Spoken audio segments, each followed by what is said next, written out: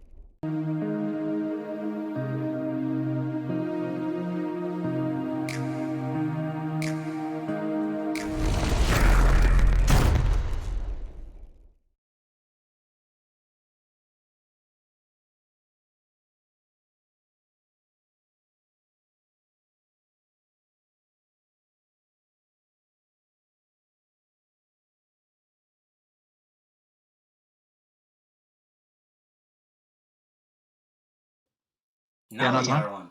Now, yeah. No, Yeah. I was talking to nobody because microphones weren't on. So, My fault. Sorry. so good afternoon, everybody. Good morning if you're in America. Uh, I hope everybody's excited for our guest today because I am. I am too. So Same. same. I'm the excited. work he does with a simple thing like tape is amazing. Yeah. Yes. Truly amazing. And I wanted to interview him for a long time now. I was lucky because he saw my message. True. Yeah. So without further ado, you can show our guest intro. Okay, let's hope this is done. Yeah, let's hope that doesn't lag a lot. Yeah. Because we're having problems with OBS. Yeah, let's see. Okay, let's do the intro.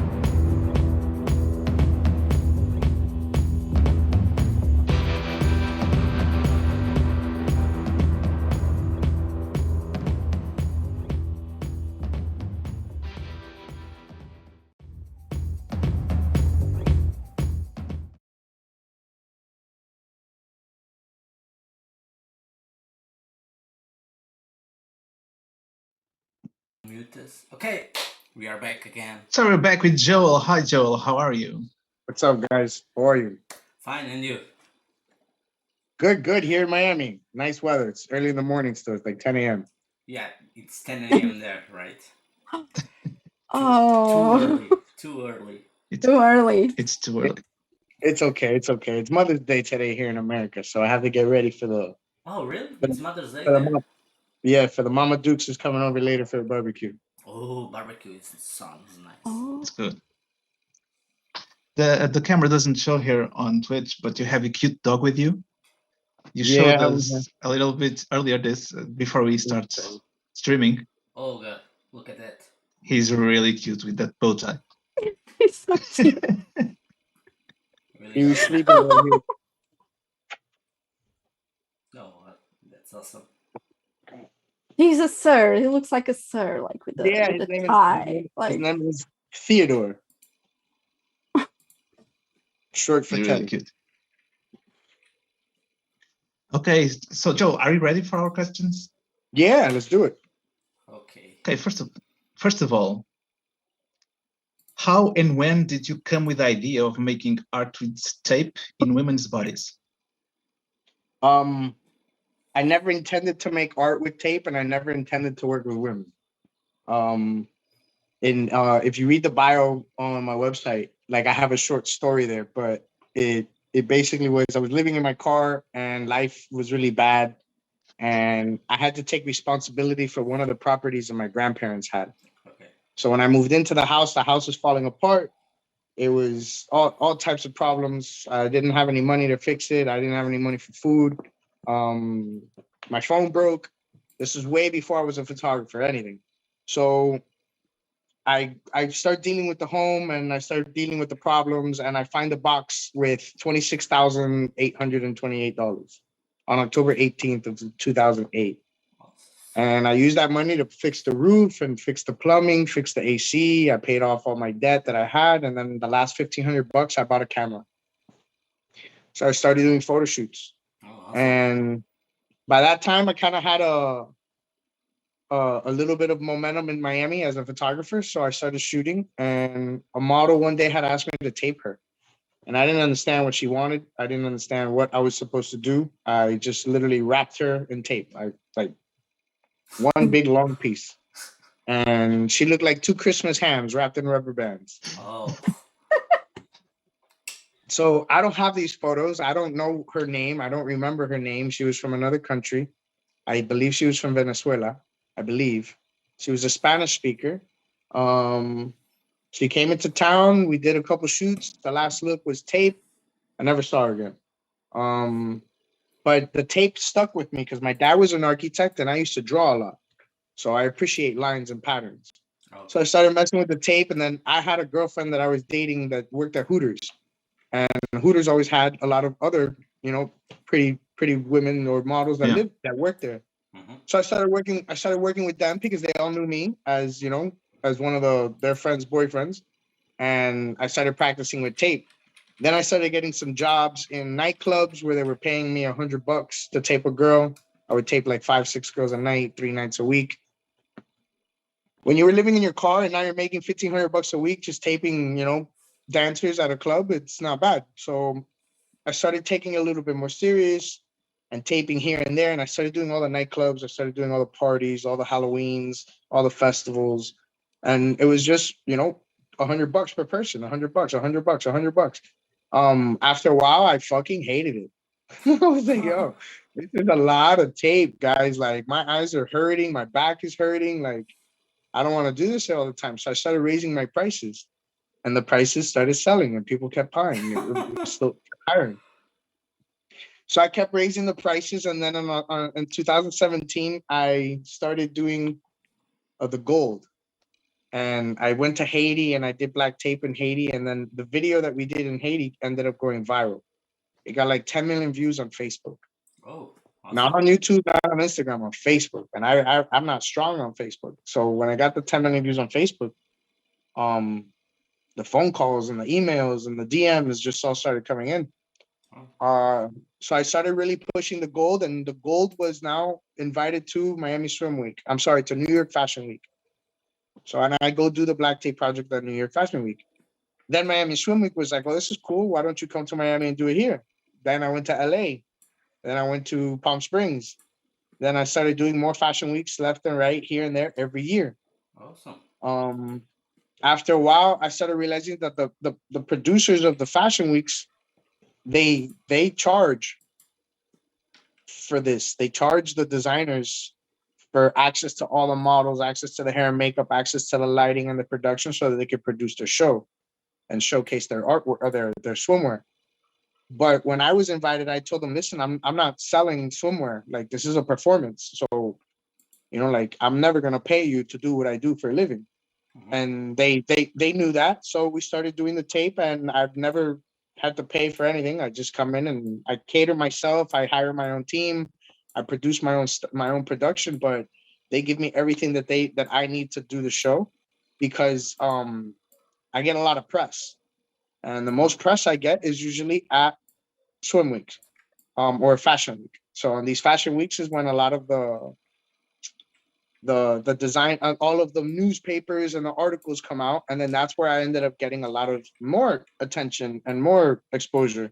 Mm-hmm. So the swim weeks are important. The holidays are important because that's when, like, everybody goes out and they celebrate. They use one specific hashtag, and you're able to dominate on that. So in the States, I try to keep it on the schedule. It's I know the dates. It's always the same. In July is Miami Swim Week. In October is Halloween. In December is Miami Art Basel. In February it's Valentine's Day. In March it's Miami. It's music conference. So all the festivals from around the world come down to Miami, and I mean, all the DJs from around the world come down to Miami because it's Miami Music Week, and then Ultra Music Fest. I've taped at Ultra Music Fest, at EDC, at Global Gathering, at so many different events that I forget some of their names, but those are my favorites. Whenever we get to go do the festivals, it's because, like, they bring thousands of people. It's not just like you taping at a nightclub where it's like a 200-300 people. This is a lot of people. Mm-hmm. Like, I'm not the DJ or anything, but I'm on stage with the DJ. So you're feeling the power, you're on stage and you feel all that love. It's pretty cool.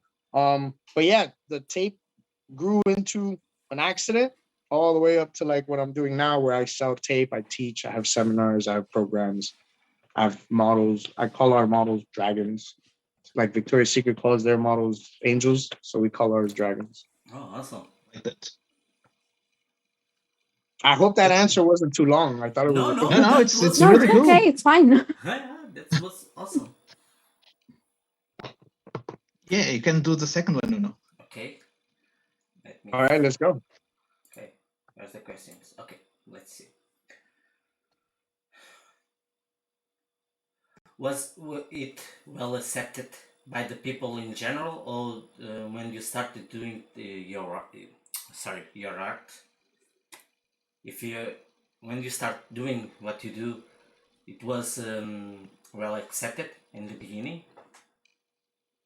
I'll be honest. I've been raised by women, so I have like a great respect for them and how they feel. So I've never seen anybody react badly to the tape. But I wasn't the type of guy that if I met a girl, I would tell her I would tell her, like, don't tell your mom I'm the tape guy, first thing. Don't just say that first thing, So I've always been hesitant or a little bit shy about that. When it comes to fashion weeks, yeah, I walk in there and I don't give a shit what anyone thinks because I'm doing a job, If I was doing something in a public place and I felt like it was all adults, no problem. But if there's a lot of kids, I feel a little bit uncomfortable doing the tape in front of kids. So, I do have respect towards, age and, people's preferences. I've done tape in Dubai and, it was all very carefully done, very tastefully done in certain places with permission, with respect. So, I went to Japan and it was a funny story because I went to Japan to do black tape at One Oak in Tokyo. And the club loved it. The promoters loved it. The people who brought me out there loved it. But I hoped that because they have, anime and they have all of the cool, sexy outfits on the video games that, the tape might, pop off everywhere.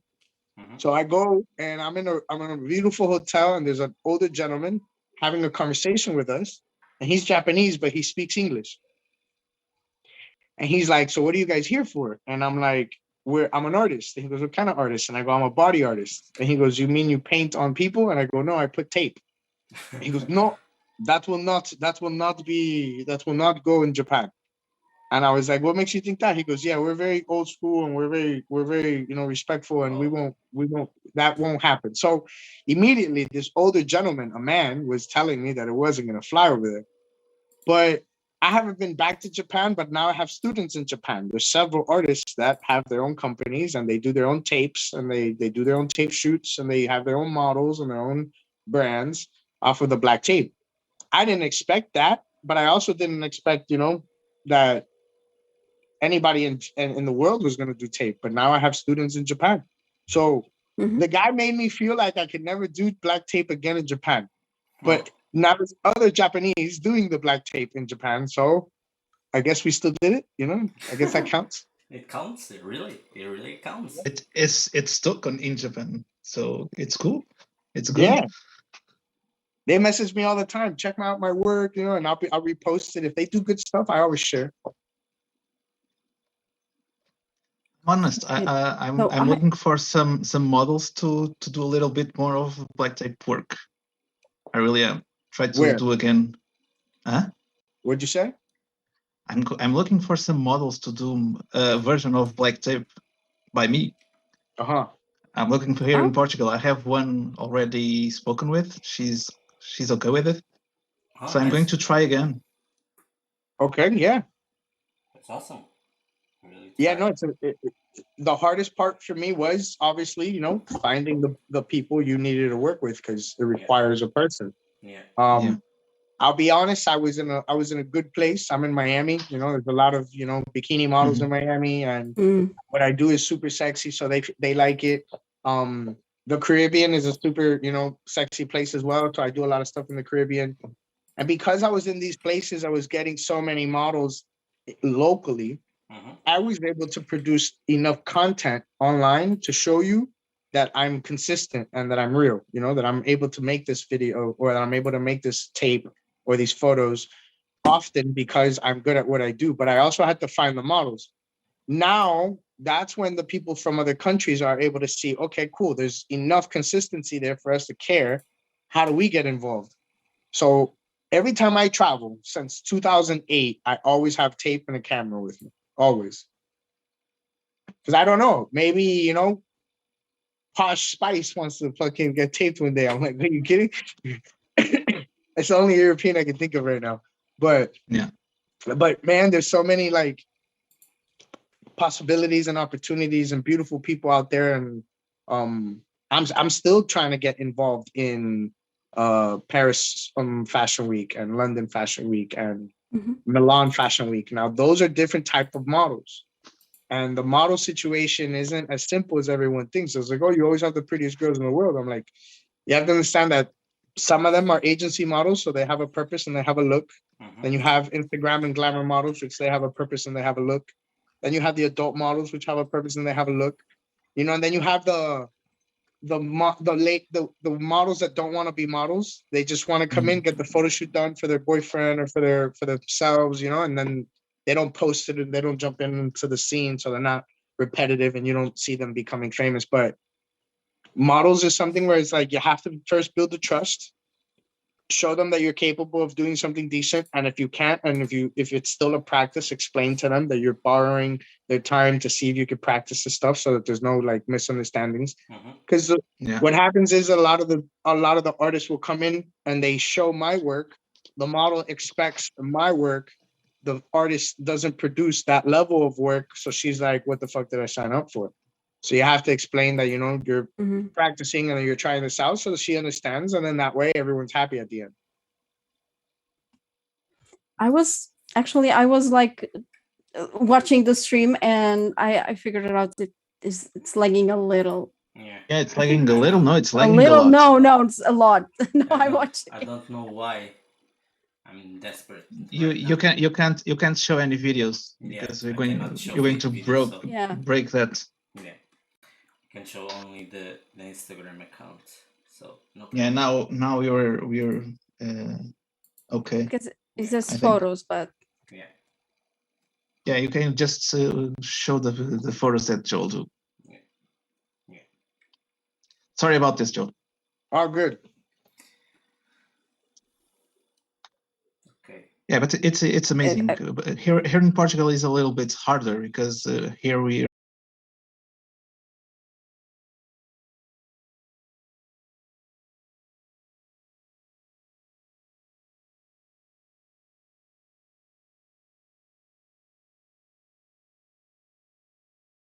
start the stream. Yeah, I'm streaming. I'm starting again. Let's hope. I don't know why. And I think we're back, or not. Let's hope so. I'm sorry about this, Joel. Our internet here is not the greatest. Yeah. It's okay.